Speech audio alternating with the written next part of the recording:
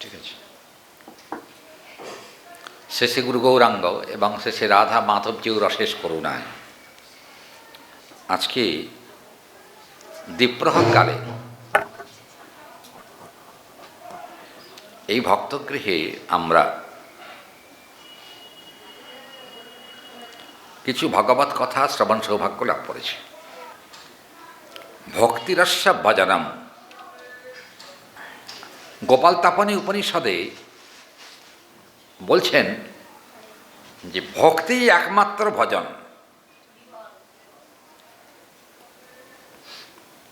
ভজন শব্দটা কি? ভজন কাকে বলে?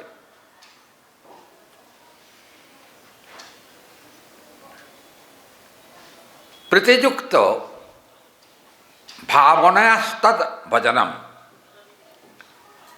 তার মানে ভগবানের প্রতি প্রীতিযুক্ত হয়ে ভালোবেসে আপনি যে কোনো কর্মই করুন না কেন সেটাই ভজন।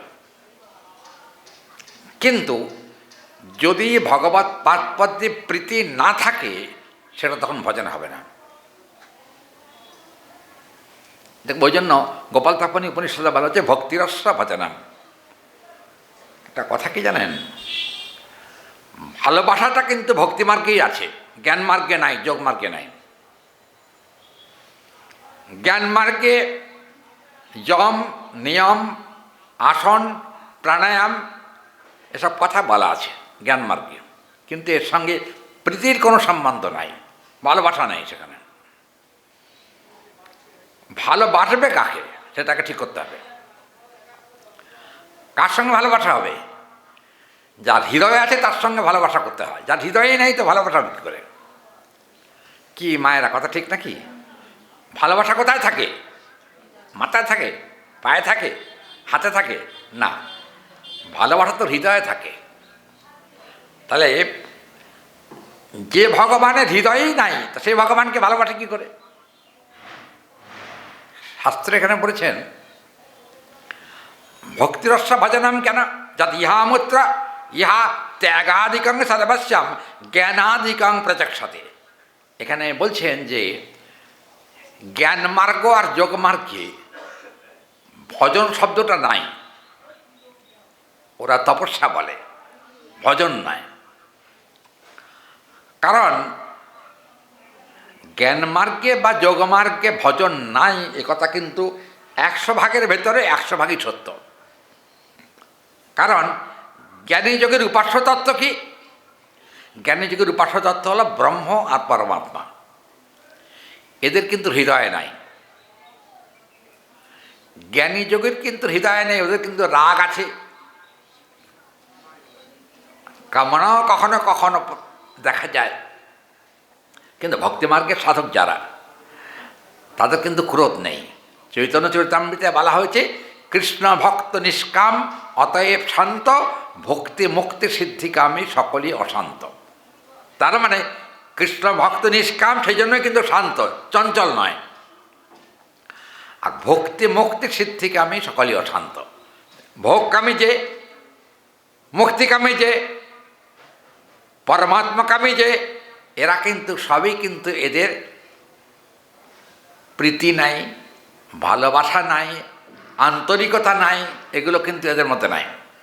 কারণ এরা যে ভগবানের উপাসনা করে সে ভগবান হল নিরাকার। ভগবানের যেখানে আকার নাই, হাত নাই, পা নাই, চোখ নাই, কান নাই, এসব কোনো হৃদয় নাই, কিছু নাই, তার সঙ্গে ভালোবাসা হয় কী করে? হয় কি? কখনো নয়। গোপাল তাপনী উপনিষদে বিজ্ঞান ঘন,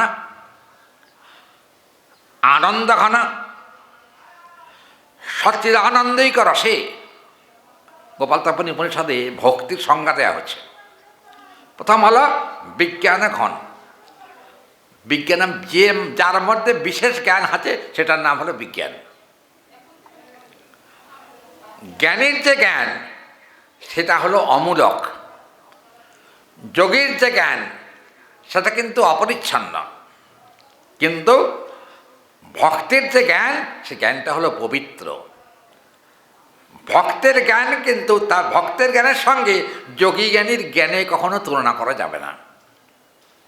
এখানে বলা হলো, যেমন ধরুন প্রবোধানন্দ সরস্বতী।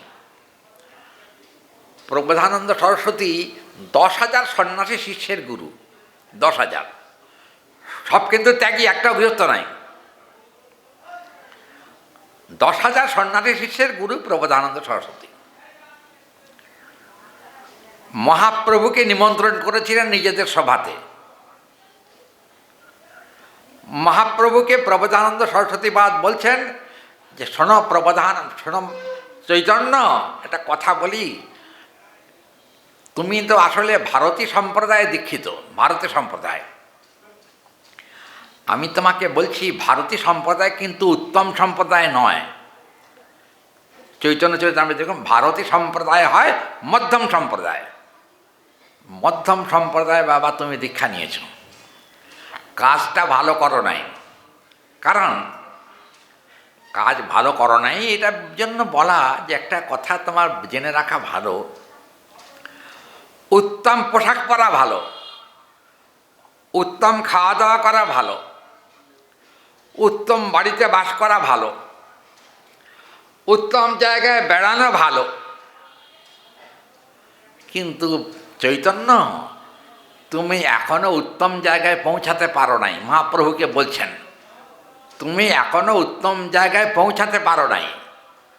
মহাপ্রভু যেন কিছুই জানেন না, বোকার মতো মাথা নিচু করে শুনে যাচ্ছেন। তখন বললেন যে, আচ্ছা আমার তো ভালো নয় কিছুই। মহাপ্রভু বলছেন, আপনার কি ভালো আছে বলুন। বলে, আমার তো সবই ভালো। প্রকাশানন্দ সরস্বতীবাদ বলছেন, আমার সব ভালো, আমার খারাপ কিছু, তোমার একটাও ভালো নাই, সব খারাপ। আচ্ছা আচ্ছা, ভালো। একটা কথা বলি, আপনি তো ভারতবর্ষের মধ্যে নামকরা গুরু, নামকরা গুরু হয়ে নামকরা ভজন সাধন কিছু করেছেন কি? প্রকাশানন্দ সরস্বতীবাদ বললেন যে, নামকরা ভজন সাধন কিছু করি নাই। কি করেছেন? কারণ ভালোবাসা জন্মেছে কি? তখন বললেন, সন্ন্যাসীরা অন্য কাউকে ভালোবাসে না। চৈতন্য চরিতামৃতের প্রসঙ্গ। সন্ন্যাসীরা একমাত্র ব্রহ্মকেই ভালোবাসে, ব্রহ্ম, নিরাকার ব্রহ্ম। ও নিরাকার ব্রহ্ম। আচ্ছা, ভালোবাসা তো করছেন ব্রহ্মের সঙ্গে। আচ্ছা, ভালোবাসার যে পাত্র, যে জায়গাটা, সেই জায়গা কি ব্রহ্মের আছে? বলে, কিরকম? কেন থাকবে না? বলে, যার দেহই নাই, যে নিরাকার, যার হৃদয়ে নাই, তার ভালোবাসা হয় কি করে? তখন বলে, হৃদয়ে নাই, ভালোবাসা হয় কি করে? চৈতন্য, তুমি কি বলতে চাও বলো। বলে, দেখো, একটা সত্য কথা বলি, ব্রহ্মজ্ঞানং সমুচ্চেত্তা সম্মুখং ব্রততে রতঃ নত দেব দেবস্য ভর্তু মাম ব্রহ্মজ্ঞানম কদাপিদম। প্রকাশানন্দ সরস্বতীবাদ বলছেন, চৈতন্য, তোমার সাধনের চরম অবস্থা কি জানো? বলে, কি চরম অবস্থা? সাধনের চরম অবস্থা হলো ব্রহ্মকে পাওয়া, তার উপরে আর কিছু নাই। মহাপ্রভু হাসছেন। চৈতন্য, তুমি আমার কথা শুনে হাসছো কেন? বলে, হাসব না, আপনি তো হাসির কথাই বললেন। বলে, কেন হাসির কথা? কি হাসির কথা নয়, সাধন করে, ভজন করে, তপস্যা করে যদি ভালোবাসায় জন্ম না হলো, প্রেমই যদি না হলো, তাহলে সে সাধন ভজন তপস্যার মূল্য কি? মহাপ্রভু বলছেন। একটা কথা, একটা দৃষ্টান্ত দেওয়া যাক। আচ্ছা, বিয়ে হয়েছে, হরি বল। আচ্ছা, বিয়ে হয়েছে, শাঁখা পড়েছে, সিঁদুর পড়েছে, কি কয়, কি কালো কালো মতো মায়েরা কি পড়েনি হাতে? হ্যাঁ, পলা নাকি? পলা তো লাল হয় নাকি? হ্যাঁ, একটা পলা পরেছেন, আবার কালো রাই যে কি দিয়ে একটা পরে, কি লোহার বাঁধানো, এই লোহার বাঁধানো, এই পরেছেন, সব পরেছেন। ভালো রান্না করতে পারে, ভালো খাওয়াতে পারে, নিজেও ভালো খেতে পারে। দেখতে দেখতে দেখা গেল 2 দিন 4 দিন 5 দিন 7 দিন চলে গেল। চলে যাওয়ার পরে দেখা গেল যে স্বামী স্ত্রী আলাদা থাকে। হরি বল। বাড়ি আছে, ঘর আছে, গয়নাগাঁটি আছে, ভালো জামা কাপড় আছে, খাওয়া দাওয়া ভালো আছে, সবই ভালো আছে, কিন্তু স্বামী স্ত্রীর মিল নাই। ওটা কি সংসার? এরা মায়েরা কথা কয় না কেন?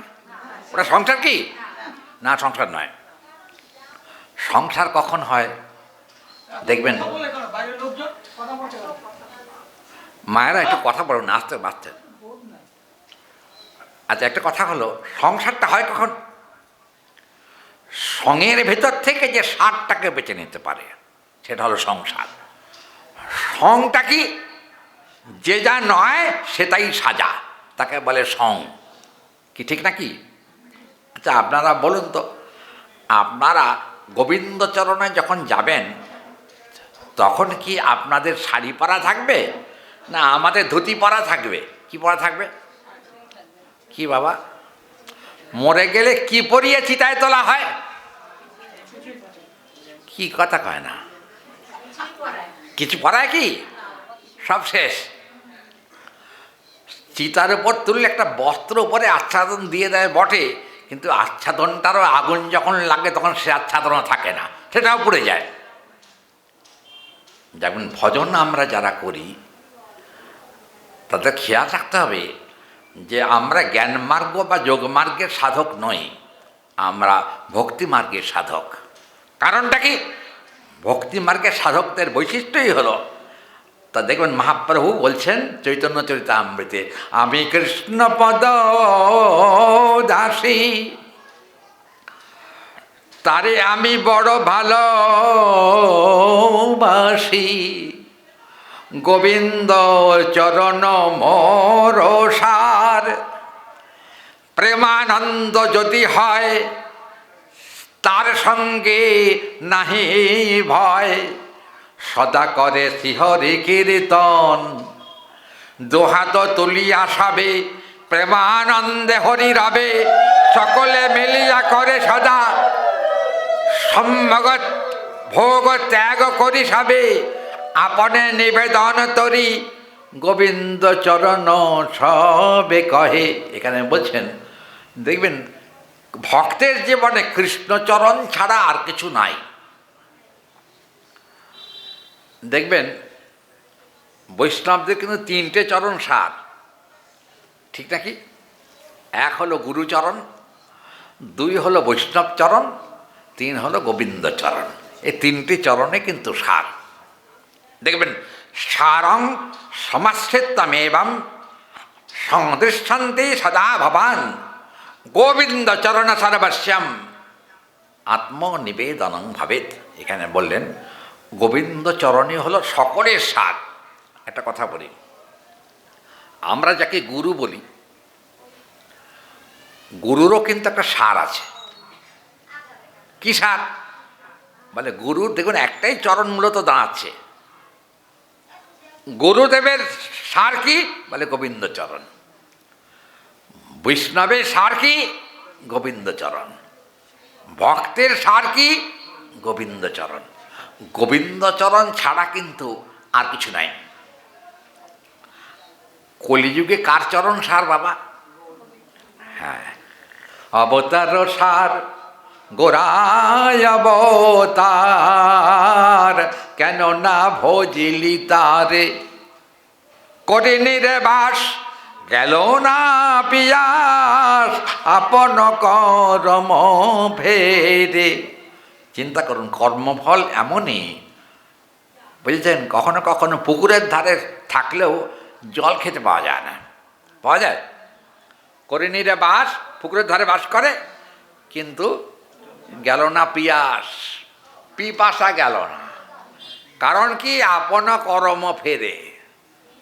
নিজের কর্মফল বসে পুকুরের ধারে বাস করলেও পিপাসা যায় না, জল খেতে পারে না। দেখবেন ভক্তের কাছে কখনো কখনো আমরা থাকি, বাস করি বটে, কিন্তু কৃষ্ণ ভক্তি নাই। কি বাবা? কৃষ্ণ ভক্তি নাই। ভক্ত সঙ্গ করি, হরিনাম করি না।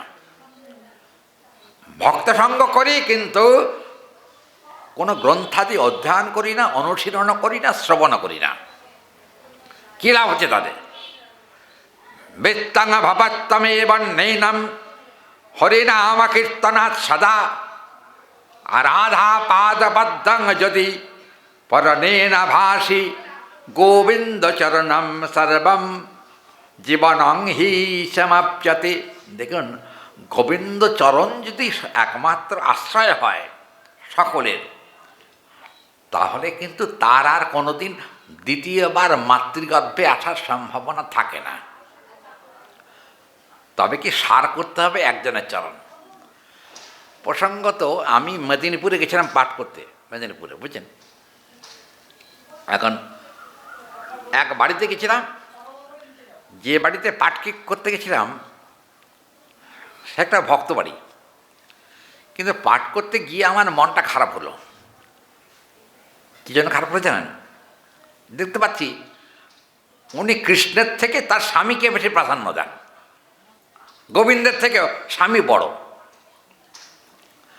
আমি যাওয়ার পর দেখতে পাচ্ছি স্বামীকে অন্তত কিছু না হলেও ওই মানে অন্তত 50 বার প্রণাম করেছে, 50 বার প্রণাম করেছে। আর গোবিন্দের একটা মন্দির আছে বটে, কিন্তু গোবিন্দ মন্দিরে প্রণাম করে না। তা আমি গৃহিণীকে জিজ্ঞেস করলাম, মা আপনি গোবিন্দ চরণে প্রণাম করছেন না কেন? স্বামীকে তো 50 বার করলেন। বলছে আপনি কি জানেন না? আমাকে বলছে আপনি কি জানেন না পতি পরম গুরু? এটা কি জানেন না?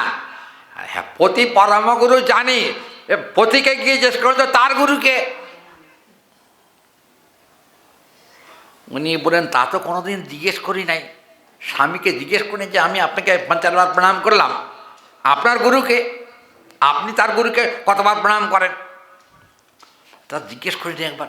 তা জিজ্ঞেস করে আমি জিজ্ঞেস করে দেখুন, আমরা থাকতে থাকতে জিজ্ঞেস করুন, আমাদের সামনে জিজ্ঞেস করলে আরও ভালো হয়। উনি তখন স্বামীকে একটু খাটের মধ্যে বসিয়েছেন, বসিয়ে পায়ে ফুল টুল দিয়ে পুজো টুজো করেছেন।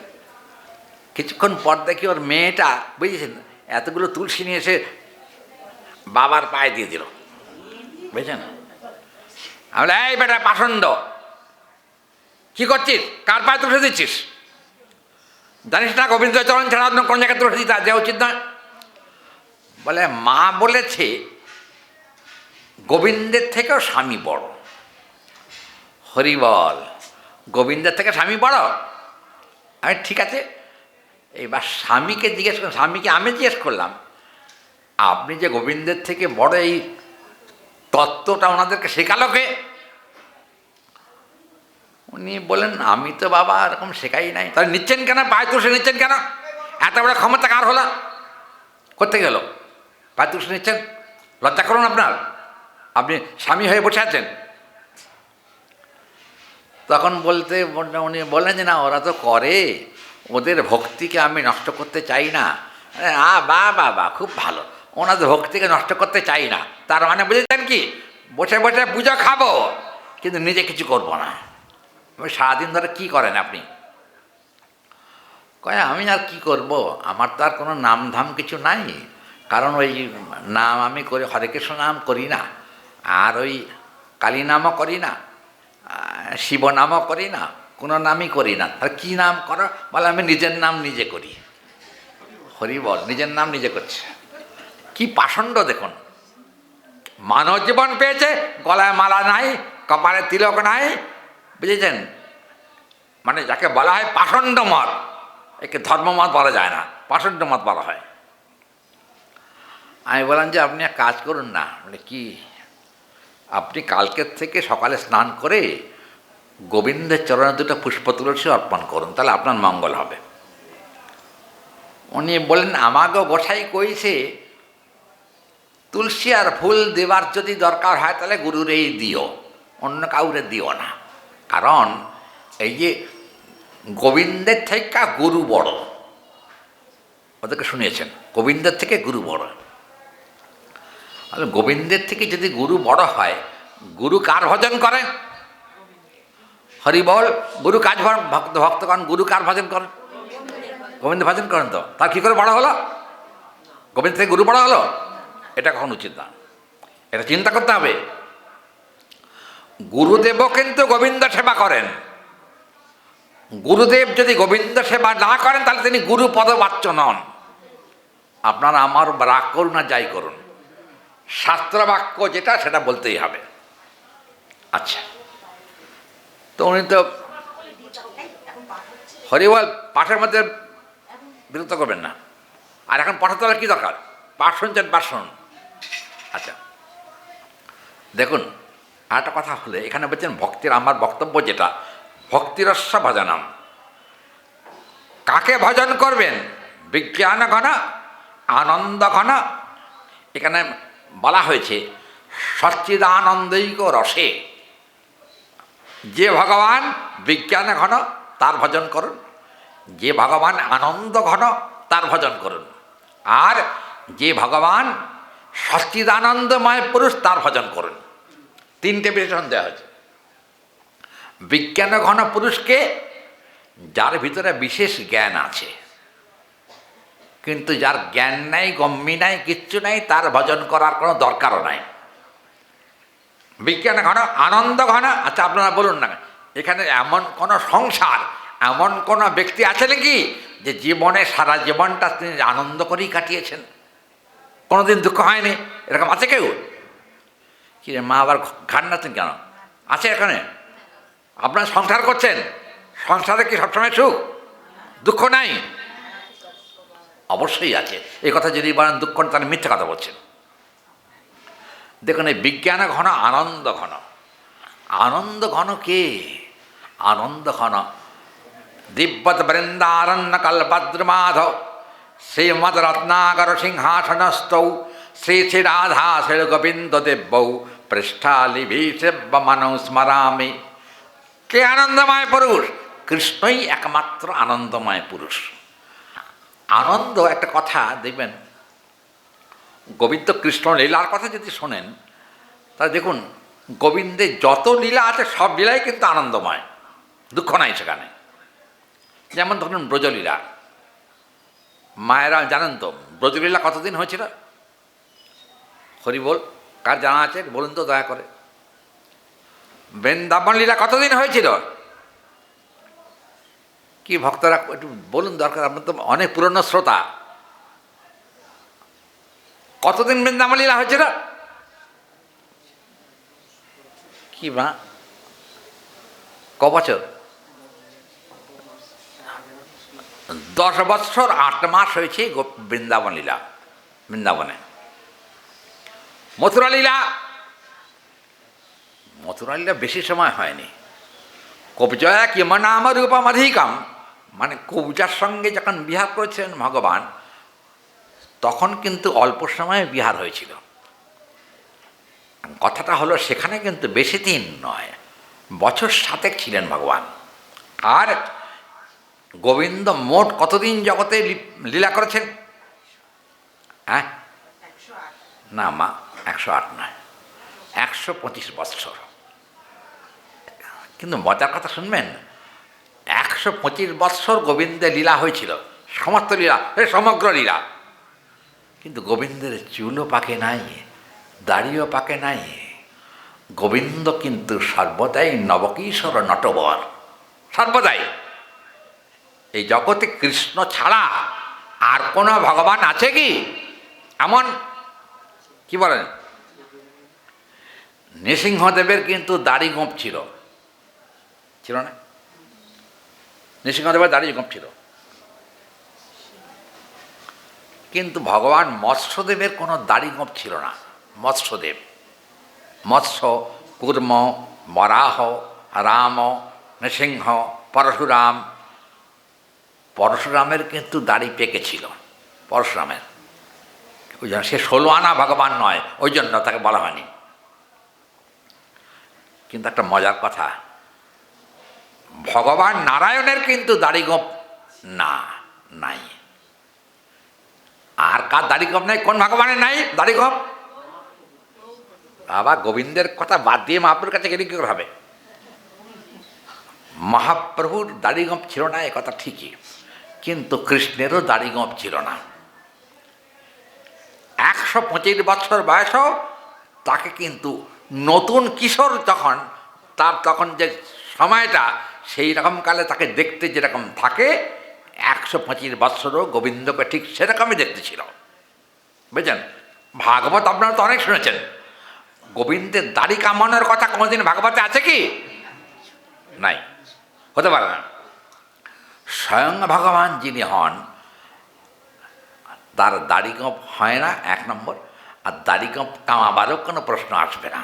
এই জন্য কিন্তু এখানে বলা হচ্ছে এই যে বিজ্ঞান ঘন আনন্দ ঘন, গোবিন্দের স্বরূপটা হলো বিজ্ঞান ঘন, মানে বিশেষ জ্ঞান সমন্বিত বিগ্রহ 1।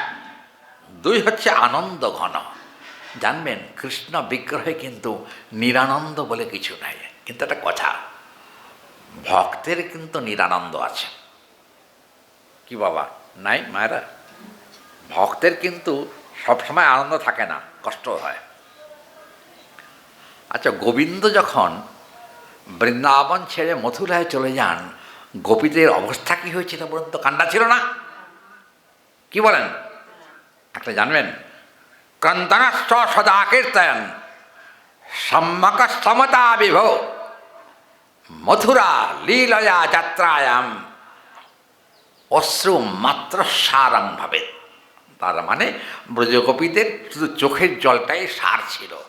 গোবিন্দ যখন মথুরায় চলে যান তখন কিন্তু গোপীরা শুধু চোখের জলই সার করেছিলেন। তাদের খাওয়া ছিল না, ঘুম ছিল না, সাংসারিক কোনো কর্তব্য ছিল না, দায়িত্ব ছিল না। তবে কি ছিল? নয়নঙ্গলজশ্রুধারয়া বদনং গদ গদরুদ্ধয়া গিরা পুলকৈর্নিচিতং বপু কদা তব নাম গ্রহণে ভবিষ্যতি হি।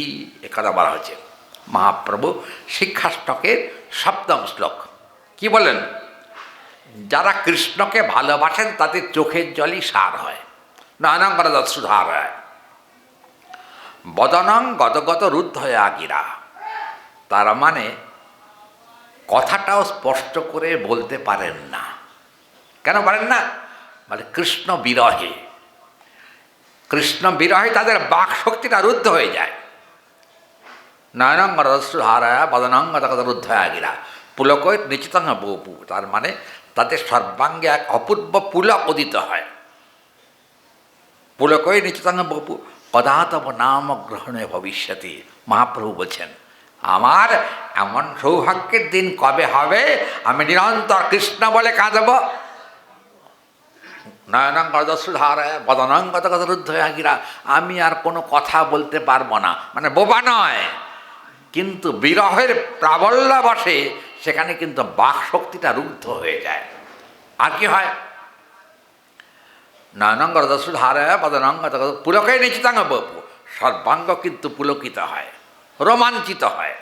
তো এখানে দেখুন বলা হচ্ছে আর একটা কথা, সচ্চিদানন্দৈক রসে গোবিন্দের স্বরূপটার কথা বলছেন। সচ্চিদানন্দ রস কি? সৎ চিৎ আনন্দ, 3টে মিলে তবে সচ্চিদানন্দ হয়। গোবিন্দের স্বরূপটা কীরকম? সচ্চিদানন্দৈক রসে।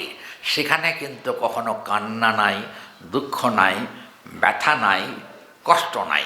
কিন্তু ভক্তের জীবনে তা আছে। ভক্তের জীবনে কান্নাও আছে, কত কত রুদ্ধতাও আছে, এগুলো আছে। কিন্তু মজার কথা, একটা সত্যি কথা বলি, কান্না তো এই জগতেও আছে, নেই কি? সংসারে কান্না নাই কি মায়েরা? আছে, কান্না আছে। দেখুন এই যে বলবো যদি আমাকে অভয় দেন, বলবো কি সত্যি কথা বলি, জন্মে কান্না, জন্ম যখন হয় মায়েরা যখন সন্তান ভূমিষ্ঠ করেন তখন তাদের কষ্ট হয় না কি? মারা আমি ভুল বলেছি কি? আচ্ছা দেখুন, মায়েদের মতো কষ্ট কিন্তু বাবাও পান না কখনো। পান কি? মায়েরা যা কষ্ট পান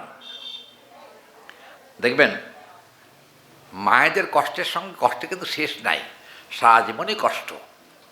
কারণ শুধু বিবাহ হওয়ার পর 2-4 দিন আনাগোনাতে আনন্দ আছে, কিন্তু বাবা তারপরে যে দুঃখ শুরু হয় গুতানি। কি বাবা ভুল বলেছি? গুতানি বুঝেন? ভুল বলি নেই বাবা, যা দেখি চোখে তাই দেখছি, বুঝছেন। কলকাতা ল্যান্সডাউন রোডে আমি ওখানে পাঠে যাই এক জায়গায়, বিরাট ধনী, বিরাট ধনী মানে ধনীর কোনো টাকার কোনো বাবাও নাই মাও নাই, বুঝছেন। টাকা এরকম করে ধরে ছিটিয়ে দেয়, এরম টাকাওয়ালা। তাই আমি বললাম, মা আপনি তো অনেক বড় টাকা, আপনি বাড়ির রানী বটে, কিন্তু কথাটা হলো, আচ্ছা আপনি যখন একা বসে থাকেন তখন আপনার চোখে জল দেখি কেন? উনি বললেন কি, বাবা টাকাতে কিন্তু চোখের জল শুকায় না, টাকাতে আরও চোখের জল পড়ে। কেন এত দুঃখ কিসের? বলে আমার সব ভালো, কোনোদিকে খারাপ না, কিন্তু একটা কথা বলি বাবা, কাউকে বলবেন না তো? কি বলে, যদি শুনতে পায় না যে আমি আপনার কাছে আমার দুঃখের কথা বলছি, রাত্রিবেলা দরজা জানলা বন্ধ করে পিটাবে। কি কথাটা বুঝতে পারছেন কি? কে পিটাবে? বাবা প্রণাম। কি সুখের সংসার, টাকা আছে, পয়সা আছে, অর্থ আছে, বৈভব আছে, মর্যাদা আছে, সব আছে, কিন্তু জানবেন স্বামী হলো চরিত্রহীন। বেশি অর্থ হলে চরিত্রহীনতা কিন্তু এসেই যায়। দেখবেন ভাগবতে আছে, তত অনিতাং মদাং কামং রজো বৈরঞ্চ পঞ্চমম। বাবা সংসারে টাকা থাকতে পারে, বৈভব থাকতে পারে, মর্যাদাও থাকতে পারে, কিন্তু বাবা যদি স্বামী যদি অনুগত না হয়, সে সংসারে কখনো সুখ আসতে পারে না, কখনোই সম্ভব নয়। কিন্তু মজার কথা, এই সংসারে সুখ নাই বটে, কিন্তু জানবেন গোবিন্দকে নিয়ে যারা সংসার করেন তাদের মতো সুখী জগতে আর দ্বিতীয় কেউ নাই। কী করে বুঝবেন? একটা প্রসঙ্গ বলি। প্রসঙ্গটা হলে এই কটা বাজে, ও হয়ে দেখিনি, ও 1:45 বাজে। আচ্ছা 15 মিনিট আর বলবো। এই ভোগ দেখ, ভোগ রেডি হয়েছে? আচ্ছা, অন্ন হয়নি এখনো? কি বলছে কানে, কি শুনলাম? অন্ন হয়নি?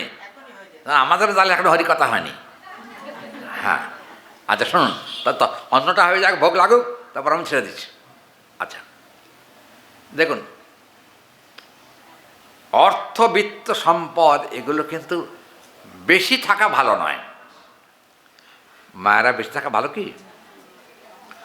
শুধু জীবনযাত্রা নির্বাহের জন্য যতটুকু দরকার ততটুকু যদি গোবিন্দের কৃপায় থাকে তাহলে কিন্তু আর কোনো দুঃখ থাকবে না। কিন্তু একটা কথা, গোবিন্দ যখন মথুরায় চলে যান তখন গোপীরা কেঁদেছিলেন, কিন্তু কৃষ্ণ কেঁদেছিলেন কি? এমন কোনো কথা শুনেছেন কি কোনো জায়গায়? কৃষ্ণ কিন্তু কাঁদেননি। দেখবেন ভগবানের কিন্তু কখনো দুঃখ নাই। কিন্তু একটা কথা, ব্রজলীলাতে গোবিন্দ যখন চলে যাবেন, মথুরাতে সিদ্ধান্ত স্থির হয়ে গেল, তখন একদিন গোবিন্দ বিশ্রামে আছেন, শয়নে এসেছেন। হঠাৎ ললিতা গোবিন্দের কাছে এসেছেন। ললিতা এসে বললেন যে তোমাকে এত গম্ভীর দেখাচ্ছে কেন? তোমার মুখে হাসি নাই কেন? গোবিন্দ বললেন, একটা দীর্ঘ নিঃশ্বাস ফেলে বললেন, হ্যাঁ একটু কষ্টে আছি। কষ্ট কিসের? তোমাদেরকে ছেড়ে আগামীকাল আমাকে চলে যেতে হবে মথুরায় কর্তব্য পালনের জন্য, তাই মনটা বড় বিষাদগ্রস্ত, ভালো লাগছে না। ললিতা গোবিন্দকে বললেন, কৃষ্ণ আমাদের কি ভালো লাগছে তোমাকে ছেড়ে থাকতে? গোবিন্দ বললেন, কান্নাই যাদের ধর্ম তাদের কিন্তু কান্নাটা সয়ে যায়, কিন্তু আমার কান্নাটা ধর্ম নয়, আনন্দই আমার ধর্ম। ভগবান বলছেন, ওই জন্য দেখুন বিজ্ঞানে ঘন, আনন্দ ঘন। গোবিন্দ বলছেন আনন্দই আমার স্বভাব, আনন্দই আমার জীবন, কখনো আমি কারোর জন্য কাঁদি না। কিন্তু দুঃখ হচ্ছে একটাই, আমি চলে যাচ্ছি মথুরায় বটে কালকে, কিন্তু কথাটা হলো তোমাদেরকে ছেড়ে যাওয়ার মতো মানসিকতা আমার নাই। আমি কখনো বৃন্দাবন ছেড়ে যাই না, আমি কখনো বৃন্দাবন ছেড়ে যাবও না। আচ্ছা, কালকে তুমি কোথায় যাবে? গোবিন্দকে ললিতা জিজ্ঞেস করছেন, কালকে কোথায় যাবে? বৃন্দাবনাং পরিত্যজাং পাদমেকং ন গচ্ছামি। আমি কখনো বৃন্দাবন ছেড়ে যাই না, যাবও না কখনো। কালকে তুমি কোথায় যাবে বললে, জানো না তো, আমার ঐশ্বর্যপ্রবণ একটা ভাবনা আছে। ঐশ্বর্যপ্রবণ ভাবনা, ঐশ্বর্যপ্রবণ ভাবনাতে আমি কিন্তু মথুরায় যাব আগামীকাল, একথা ঠিকই। কিন্তু মাধুর্যপ্রবণ যে ভাবনা, মাধুর্যপ্রবণ ভাবনাতে আমি নিত্যকাল সুদাম বৃন্দাবনেই বাস করব, বৃন্দাবন ছেড়ে কখনো যাব না। এটা হলো কৃষ্ণের বাক্য, নিজের শ্রীমুখের কথা। কিন্তু একটা কথা, ভক্ত হারানোর ব্যথা আছে ভগবানের, একথা সত্য। কিন্তু ভক্ত হারানোর ব্যথার থেকে কৃষ্ণ হারানোর ব্যথা অনেক বেশি। গোবিন্দকে হারানোর ব্যথাটা অনেক বেশি। গোবিন্দকে হারানোর ব্যথা বেশি কেন? হরিবল, গোবিন্দ হারানোর ব্যথা নেই ভক্তের? কি দেখবেন, গোবিন্দ হারানোর ব্যথাটা কিন্তু অত্যন্ত যন্ত্রণাদায়ক। একটা প্রসঙ্গ বলি। দক্ষিণ ভারতে একজন সাধু ছিলেন, তার নাম কুমেগা, সাধুর নাম। উনি দক্ষিণ ভারতীয় সাধু। উনি কিন্তু গোবিন্দের উপাসনা করতেন। এখন গোবিন্দের উপাসনা করতে করতে একদিন হলো কি, গোবিন্দ তাকে একদিন রাত্রিবেলা দর্শন দিলেন।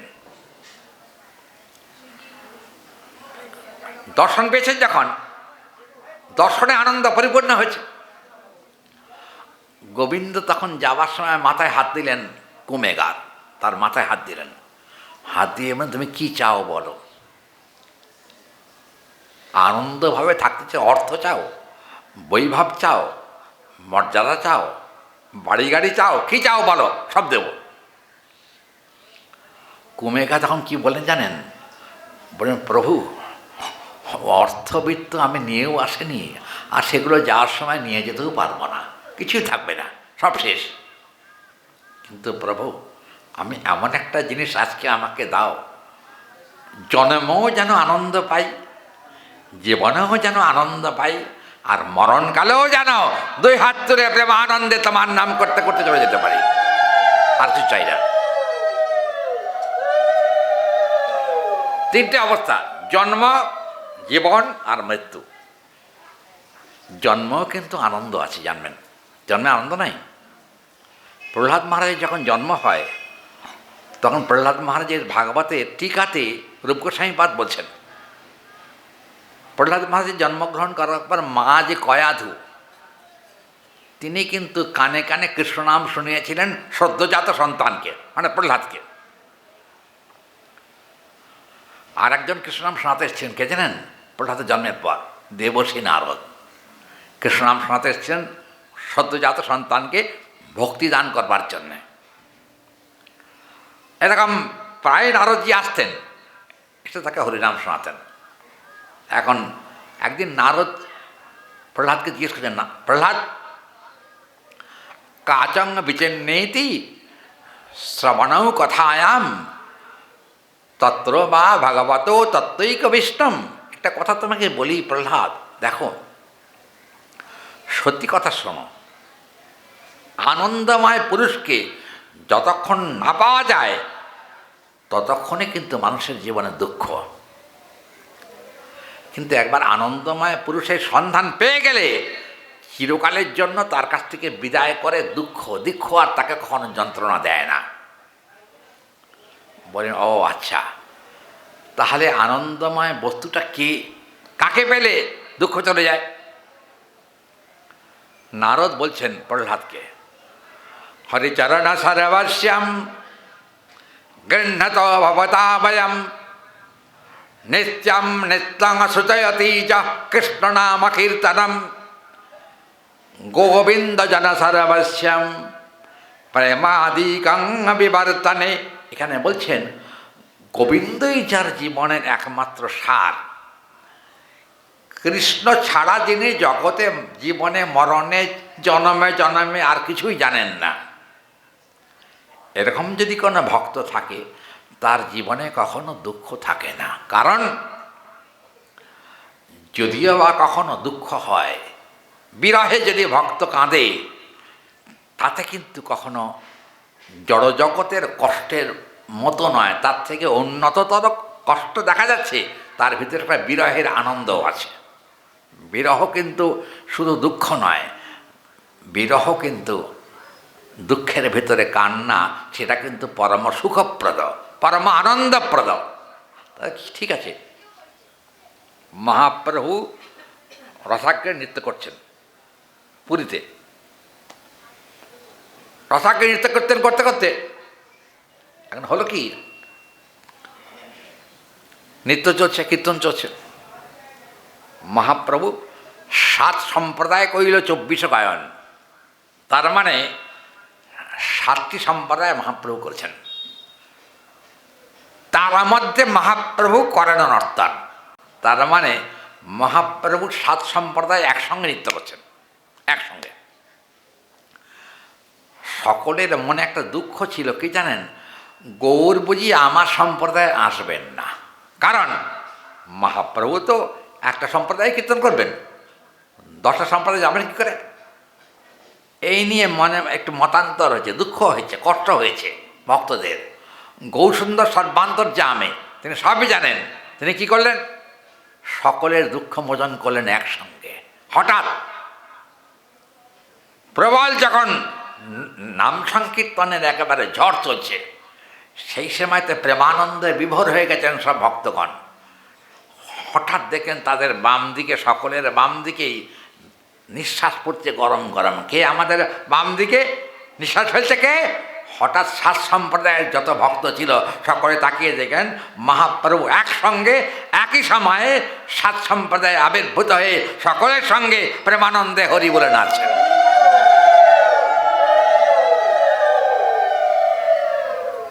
মদন মোহন গোরা হরি নামে প্রেম ভোরা, নাচে গায়ে করয়ে কীর্তন, দুহাত তুলিয়া গোরা প্রেমানন্দে হরি চরা, প্রেমানন্দে করয়ে নর্তন। মুখে হরি হরি হরি বলে সকলে কীর্তন করে, 7 সম্প্রদায় কইল আগমন। দেখুন, 7 সম্প্রদায় মহাপ্রভু একসঙ্গে নাচছেন। ভক্তদের আনন্দ হয়নি? কি হরি বল, আনন্দ হয়নি? গৌরকে তারা কাছে পেয়েছেন সকলে একসঙ্গে। একসঙ্গে পাবার কিন্তু একটা সুখ আছে। কিন্তু মায়েরা মনে কষ্ট পাবেন না। এ সংসারে কিন্তু একটা স্বামী যদি 3টে স্ত্রীর কাছে যায়, তাহলে কিন্তু হিংসায় জ্বলে পুড়ে শেষ হয়ে যায়, হয় নাকি? কি মা, কথা ঠিক নাকি? আপনারা কি স্বামীকে বরদাস্ত করবেন? কিন্তু যদি গোবিন্দ ভগবানের সঙ্গে জীবের এই জায়গায় তফাৎ, যদি গোবিন্দ কৃপাপূর্বক এসে 7 জন ভক্তকে একসঙ্গে কৃপা করে দর্শন দেন এবং প্রেমানন্দ আস্বাদন করান, হরিবোল, সেখানে কিন্তু দুঃখ থাকে না, কষ্ট থাকে না, ব্যথা থাকে না। সেখানে সকলেরই হয় একসঙ্গে আনন্দ। আনন্দ সঞ্চারয়তি তৎ, আনন্দই কিন্তু সেখানে তখন প্রকাশিত হয়, দুঃখ থাকে না। আর একটা কথা, মায়েদের মনে একটা, কব আপনার যদি রাগ না করেন বলবো, মায়েদের মনে এমনিতেই হিংসা বেশি, বুঝেছেন? স্বামীর সঙ্গে বিয়ে টিয়ে হয় নাই, যদি অন্য কেউ একটু আলাদা জায়গায় কথাবার্তা কয় টয়, হাসে টাসে একটুখানি, তাহলে কিন্তু দেখবেন মুখটা এত বড় হয়ে গেল। না না, ভুল বললাম, এইটুকু ছিল, এত বড় হয়েছে। কি ব্যাপার, অত বড় মুখ হলো কি জানেন না? তোমার কি কারণ? তুমি ওর মতো হাড়ির মতো মুখ করে আছো কারণ? যাও যাও যাও, তার সঙ্গে গল্প করছিলে, সেখানে গল্প করে রেখে যাও, আমার কাছে আর আসতে হবে না। কি হয় না এরকম সংসারে? মা এটা ভুল বলেছি কি? কিন্তু মা, একটা সত্য কথা শুনুন, গোবিন্দ ভক্ত যদি 10 জনের জায়গায় 100 জন হয়, গোবিন্দ যদি 100 জনের সঙ্গেও কথা বলেন, হিংসা হবে না, তাহলে কি হবে? তখন কিন্তু আর সব ভক্তের অন্তরে এক অপূর্ব পরমানন্দের সঞ্চার হবে, দুঃখ থাকবে না তখন। দেখবেন দুঃখেতি পরমম অনাং সর্বেশ্বর উতার, এখানে বলা হচ্ছে গোবিন্দ এমন আনন্দময় পুরুষ, গোবিন্দকে যে একবার দেখেছে, স্মরণ করেছে, যদি দেখতে নাও পায়, যদি প্রাণ ভরে একটু তার নাম কীর্তন করে, দেখবেন সব ভক্ত একসঙ্গে মেতে চায়। আমি গোবিন্দ নাম করব, তুমি বা করবে না কেন? কি মা, ঠিকটা কি? মনে হয় সবাই মিলে, তখন চৈতন্য ভাগবতে আছে, হাতে তালি দিয়া সবে করে কীর্তন, প্রেমানন্দে নাচে গায়ে হইয়া মগন। দেখুন, প্রেমানন্দে নাচে গায়ে হইয়া মগন, সবাই মিলে হাত তালি দিচ্ছেন আর কীর্তন করছেন। সেখান থেকে হিংসা ঢুকতে পারলো না, ক্রোধ আসতে পারলো না, পরশ্রী কাতরতা আসতে পারলো না, বলে আসে না। ভক্তের চরিত্রের কখনো হিংসা নাই, যারা প্রকৃত ভক্ত, হিংসা নাই। আর জানবেন, রাগ করেন আর যাই করেন, সত্যি কথা কই যাবে, মাগো হিংসাটাকে বর্জন করুন। গোবিন্দ ভজন করতে গেলে হিংসার ত্যাগ না হলে গোবিন্দ তাকে আপন করে গ্রহণ করেন না, একটা কথা। সরজুত একটা দৃষ্টান্ত। আমার টাইম হয়ে গেছে, 1টা বেজে গেছে, ভোগ লেগে ভোগ, এই অন্ন নেমেছে রে, না বললো কে?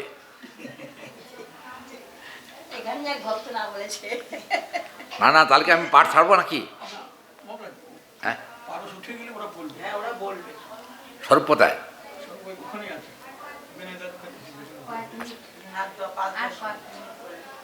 বলবার 5 মিনিট? আমার কথা তো 5 মিনিটে ফুরবে না। আমার 10 মিনিট সারা জীবনে হরিকথা ফুরায় কখনো? হরিকথা কোনদিন ফুরায় না। দেখবেন যত জায়গায় শুনুন না কেন, কথার মধ্যে একটা নতুনত্ব থাকে, প্রত্যেকের কথার মধ্যে নতুনত্ব থাকে। এটা আমার কথা বলে কোনো কথা নয়। কথাটা হলো, কারণ কি জানেন, নিত্য নূতন নবনবায়মান গোবিন্দের কথা। সে কথা যদি একবার কেউ শোনে, মাগো সে কথা কোনোদিন বিস্মরণ হওয়া যায় না। খেতে শুতে বসতে ঘুমাতে চলতে ফিরতে নিরন্তর কৃষ্ণ চিন্তায় হৃদয়টা ভরপুর হয়ে যায়, দুঃখ তখন থাকে না। ওই জন্য সচ্চিদানন্দৈক রসে, আমরা একটু আগে যে কথা বলছি শুনছিলাম, ভগবান গোবিন্দ সচ্চিদানন্দময়, তার ভিতরে সচ্চিদানন্দরূপ রস আছে। আরেকটা কথা, সচ্চিদানন্দৈক রসে ভক্তিযোগে তিষ্ঠতি। ভগবান ভক্তিযোগেই একমাত্র অবস্থান করেন, জ্ঞানযোগে নয়। তাহলে কোন কোন জ্ঞানযোগে থাকবেন না, জ্ঞানে থাকেন না। আমার মূল বক্তব্য যেটা প্রথম আরম্ভ হয়েছিল, জ্ঞান মার্গে ভগবান 16 আনা পাওয়া যায় না, যোগমার্গেও ভগবানকে 16 আনা পাওয়া যায় না। একমাত্র ভক্তি মার্গে পরিপূর্ণরূপে তার সাক্ষাৎকার পাওয়া যায়। শুধু সাক্ষাৎকার নয়, প্রেমেরও আদান প্রদান হয়। মাগো প্রেম যে কত উন্নত, দেখবেন রূপ গোস্বামীপাদ তিনি বলছেন, উন্নত উজ্জ্বল রসাংসা ভক্তি শ্রেয়ম হরি পুরট সুন্দর দূতি কদম্ব সন্দীপিত সদা হৃদয় কন্দরে স্ফুরতু বা শচীনন্দন। শচীনন্দন গৌর হরি তোমাদের হৃদয়ে স্ফূর্তিপ্রাপ্ত হন, আশীর্বাদ মন্ত্র। তাহলে ভগবান তোমার হৃদয়ে আবির্ভূত হন, এই আশীর্বাদ যদি কোনো বৈষ্ণবের কাছে পাওয়া যায়, নিশ্চিতভাবেই জানা যাবে যে গোবিন্দ আমার প্রতি প্রসন্ন আছেন। কারণ গোবিন্দ প্রসন্ন থাকলে বৈষ্ণব এমনি প্রসন্ন হয়ে যায়। ওই জন্য আর কি এখানে বলা আছে, সুরষ্টে বিহিতা শাস্ত্রে হরিমুদ্দিষ্ট যা ক্রিয়া শৈব ভক্তেরিতে প্রক্তা তথা ভক্তি পরো ভবেৎ। এখানে কিন্তু দেখতে পাওয়া যায়, নারদ পঞ্চরাত্রি বলা হয়েছে যে গোবিন্দের সুখের জন্য যে কোনো কাজ করুন না কেন সেটাই ভক্তি। আমার প্রথম বক্তব্য যে আরম্ভ হয়েছিল সেখানে আসছে আবার, গোবিন্দের সুখের জন্য যে ক্রিয়া, সুরস্যে বেদা শাস্ত্রে হরিমিদ্দেশ্য যা ক্রিয়া, হরির প্রীতির উদ্দেশ্যে যে কোনো কাজই করুন না কেন সেইটার নামই হলো ভক্তি। হরি বল। আচ্ছা, যদি কেউ কাজ করলাম কি বলবো কথা, এই যে আপনারা গঙ্গাসাগর গেছেন না, গঙ্গাসাগর, হরিবল গেছেন, কারণ অনেকেই আছেন গঙ্গাসাগর গেছেন। আমি গঙ্গাসাগর গেছিলাম, বুঝলেন।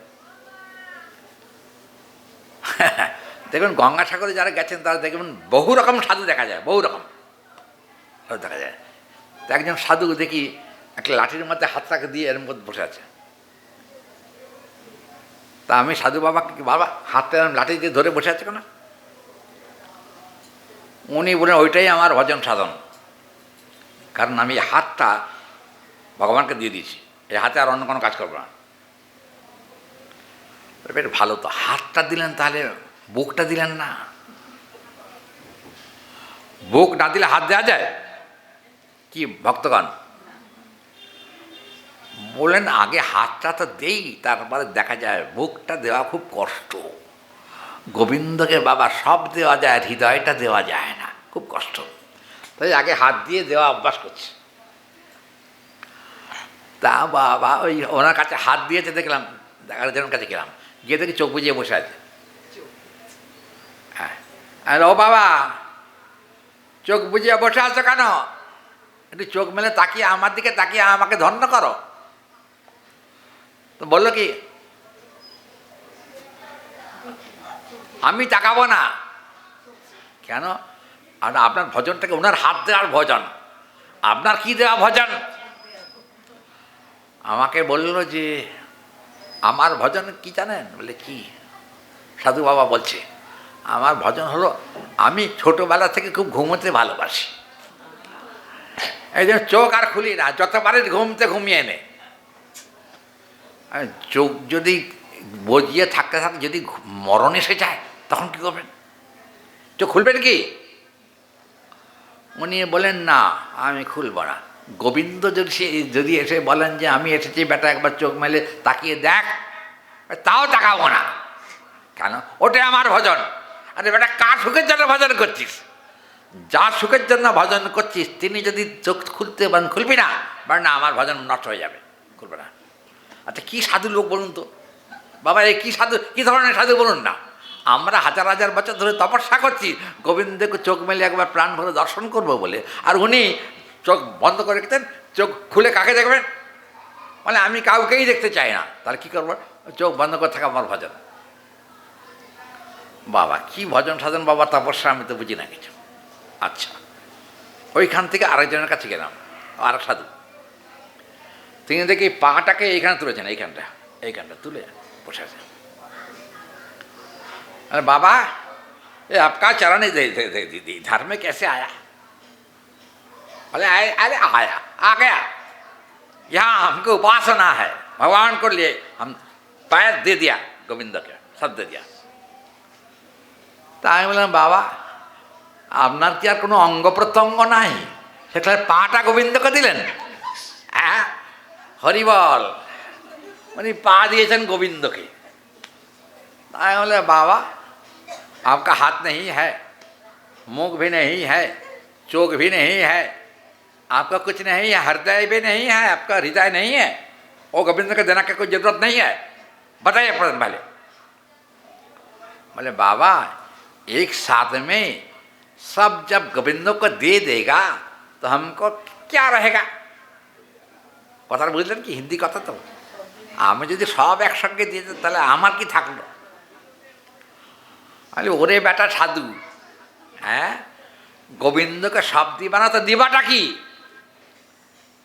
ভক্তিমার্গের সঙ্গে এদের বৈশিষ্ট্য তখন, এরা জ্ঞানমার্গীয় সাধু, এরা ছোট ছোট অঙ্গ প্রত্যঙ্গ দিতে চায় কিন্তু হৃদয়টা গোবিন্দকে দিতে চায় না।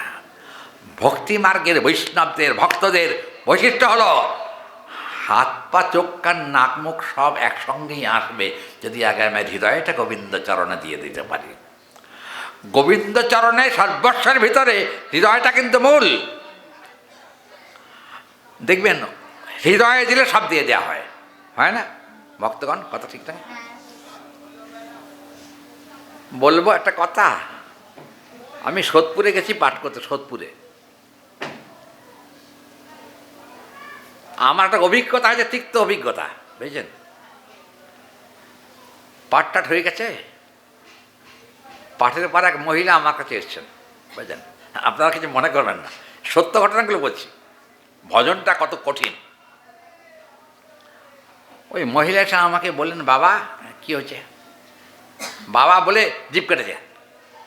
কি বাবা বলে আবার জিভ কাটছেন কেন? না আপনারা আমি বাবা হইতে পারবো না। কি করবেন? কয় আপনারা আমি ভাইবা ফেলছি অন্য রূপে। অন্য রূপটা মানে কী রূপ? সোদপুরের ঘটনা। কী রূপ? কয় আপনি দেখতে তো ভারী সুন্দর, হেলাকে কইতে আসি আমি যদি আপনারা জীবনে একবারের জন্য পাইতাম তাহলে আমার জীবন ধন্য হয়ে যাইত। আরে আচ্ছা আচ্ছা, খুব ভালো। হ্যাঁ, জানেন না আমার দোষ কত জানেন? বলে কি? আপনার কি দোষ? আপনার দোষ থাকতে পারে না, কারণ আপনার মন খান খুব সুন্দর আমার মনে হয়। দেখুন মা, একটা কথা বলি, আপনি আমার হলেও আমি আপনার কোনোদিন হতে পারবো না। একটা কথা শুনুন, কারণ আমার যখন 4.5 বৎসর বয়স তখনই আমি গুরুদেবের নির্দেশে গোবিন্দচরণে নিজেকে দিয়ে দিয়েছি। নাই কিছু আমার দেবার, আমি কেন দেবো আপনাকে? আপনি দেবেন কেন? চিরকালকে আপনি আমার কাছে থাকবেন? আপনি বলেন একদিনের জন্য হলেও নাকি আপনি আমাকে পেতে চান? না, আমি তা কোনো দিন আপনার হতে পারবো না। আমি তো একজনের হয়ে গেছি, আবার তুলে নিয়ে আপনাকে দেবো কী করে? এ সম্ভব না কখনো। জানেন, গোবিন্দ চরণটা এতটাই মূল্যবান যে গোবিন্দ চরণে যদি একবার বিকিয়ে যাওয়া যায়, সেই দেহ, সেই মন, সেই প্রাণ আর কাউকে কখনো প্রদান করা যায় না। কাজে কৃষ্ণপাদপত্যে যদি শরণাগত ঠিক মতো না থাকে তাহলে বাবা সব ছেড়ে সাধু হওয়ার কোনো মূল্যই আর থাকবে না। উনি বললেন কি, আপনারা আমি এর আগেও সোদপুর বাজারে দেখছিলাম পাঠ করছেন, তখনই আমি আপনারে মন দিয়া দিছি। উনি বললেন, হ্যাঁ বাবা রে বাবা, কি মনের যেন কোনো দামই নাই, বুঝলেন? মন দিয়া দিছি। আচ্ছা এখন আবার কি দেবেন? কারণ আপনি যা চাইবেন তাই দিব। নিত্য বস্তু ছাড়া কখনো অনিত্য বস্তুতে আমরা কখনো বড় প্রয়োগ করি না। নিত্য বস্তু দরকার। আপনি তো নিত্য না, আপনি আগে মরে যাবেন, কেন আমি আপনাকে নিতে যাব? হবে না। উনি বললেন যে না, আমার বাবাই কইছিল বিয়া যদি করতে হয় তাহলে সাধুরে বিয়া করিস। আচ্ছা, এখন আপনি কি মনে ভাবেন? আপনি আমারে বিয়ে করলে আমি তো আপনার বিয়া করুম না, কি করবেন কন? তা বলে কি, এদিকে শোনেন, আমি ওনাকে ডাকলাম কাছে, এখানে এখানে আসেন। তো উনি আমার কাছে এসছেন, আরে মা আপনার একটু চরণ ধুলি দেন। কেন, কী ব্যাপার? আমার পায়ে হাত দেবেন কেন? আমি সাধু লোক। মা গো, সত্যি কথা বলি, মাতৃজাতির পায়ে আমি হাত দিতে পারি, যেহেতু আমি পুত্র তুল্য। অতএব আমি আপনার ছেলে, আপনি আমাকে অন্য চোখে কখনো দেখবেন না, পুত্ররূপী আমাকে দেখুন। আমি আপনার চরণ স্পর্শ করলে আমারও জীবন ধন্য হবে, আর আমি ছেলে তখন হতে পারবো আপনাকে যদি কখনো ভক্তিমতি তৈরি করে প্রেমানন্দে হরি বানাতে পারবো, তখন হবে আমার জীবনের সার্থকতা। উনি বলেন, এ বাবা দেখতে পাচ্ছি বড় শক্ত মাটি, এই মাটিতে বেশি টিপলেও নরম হবে না, কি করা যায় এখন? ওনার আবার এক বান্ধবী ছিলেন, তিনি আমারে বললেন যে লড়াই চালায় যাও। ওই ওই মহিলাকে বললেন লড়াই চালায় যাও। আমি পা ধরতে গেলাম যখন, খবরদার পা ধরবেন না, পা ধরবেন না, পা ধরবেন আপনি, মা আপনার পা ধরবেন না, কাঠ পা ধরবো। কী বলেন? শাস্ত্রে বিধান আছে, সন্ন্যাসীও যদি হয় সেও কিন্তু মায়ের চরণ ধরে নিতে পারে, এ কথা শাস্ত্রে বিধান আছে। সন্ন্যাসীও মায়ের চরণ ধরতে পারে। তো উনি আমাকে বলেন যে আপনি মার পা ধরার কথা বলে আমার সব মাস হলো। দেখুন, সম্বন্ধটা আগে বুঝুন, আমি আপনার ছেলে, আপনি আমার মা। এই সম্বন্ধটাকে যদি বজায় রাখতে পারেন, কৃষ্ণ ভক্ত পুত্র যদি হয়, মা যদি ভক্তিমতী না হয়, তাহলে কিন্তু মা হওয়ার অধিকার তার কখনো থাকে না। আপনার রাগ করুন না, যাই করুন মা, সত্য কথাটাই বললাম। মূল কথাটা হলো, হরিভজন যদি কেউ করতে চান তাহলে কিন্তু জাগতিক জড় সম্বন্ধের দ্বারা হরিভজন হবে না। তাহলে কৃষ্ণ তোমার যদি বলে একবার, মায়াবন্ধ হইতে কৃষ্ণ তারে করেন পার। অনায়াসেই পার হয়ে যাওয়া যাবে। কখন? কৃষ্ণ তোমার হও যদি বলে একবার। তার মানে হে প্রভু, এতদিন তো অনেকের হয়েছিলাম, আজকের থেকে আর আমি অনেকের হব না, আমি একমাত্র হে গোবিন্দ আমি তোমারই। এই শরণাগতি যদি ঠিক থাকে তাহলে কিন্তু তার জীবনে আর কোনো কষ্ট নাই। শুধু একটাই দুঃখ থাকবে, যতক্ষণ পর্যন্ত তোমার সাক্ষাৎ দর্শন না পাচ্ছি ততদিনই দুঃখ। হে গোবিন্দ, যদি সৌভাগ্যক্রমে সাক্ষাৎ দর্শনের অধিকারী হই তাহলে আমার জীবনে আর কিছু অপ্রাপ্য থাকবে না, তোমাকে পেলেই সব পাওয়া হয়ে যাবে। অর্থাৎ সেজন্য পেতে যদি হয়, চাইতে যদি হয়, তাহলে একমাত্র তোমার এই রাতুল চরণ যুগলই যাই, আর কিছু চাই না। অতএব এখানে বলা হয়েছে বিজ্ঞান ঘন আনন্দ ঘন সচ্চিদানন্দৈক রসে ভক্তি যোগে তিষ্ঠতি। তার মানে থাকতে যদি হয় ভক্তি যোগেই থাকো, জ্ঞান যোগে জ্ঞানে যেও না, যোগে যেও না, ব্রহ্মে নয়, পরমাত্মায় নয়। যদি গোবিন্দকে পাবার কারোর ইচ্ছা থাকে, ভক্তি মার্গকে অবলম্বন না করলে আপনি হাজার মত পথে যান না কেন, কোনো মতেই কখনো পূর্ণ প্রাপ্তি হবে না যদি গোবিন্দচরণ প্রাপ্তি না হয়। কাজেই আজকে তো বেলা হয়ে গেছে, আমি আজকে আর আলোচনা আগাচ্ছি না। আবার যদি আমি বেঁচে থাকি, গৌরহরি যদি বাঁচিয়ে রাখেন, আপনাদের কৃপায় যদি আবার পরমায়ু লাভ হয়, তাহলে হয়তো আবার আপনাদের সঙ্গ পাবো, সান্নিধ্য হবে, এটা আকাঙ্ক্ষা রেখে আজকে সর্বে সুখী না ভবন্ত সর্বেই সন্তু নিরাময়া, সুখ সমৃদ্ধি শান্তিময় জীবন আপনারা সকলে লাভ করুন এবং গোবিন্দচরণে যাতে সকলের ভক্তি হয় এই প্রার্থনা জানিয়ে আমি আজকে হরিকথার এখানে বিশ্রাম দিচ্ছি।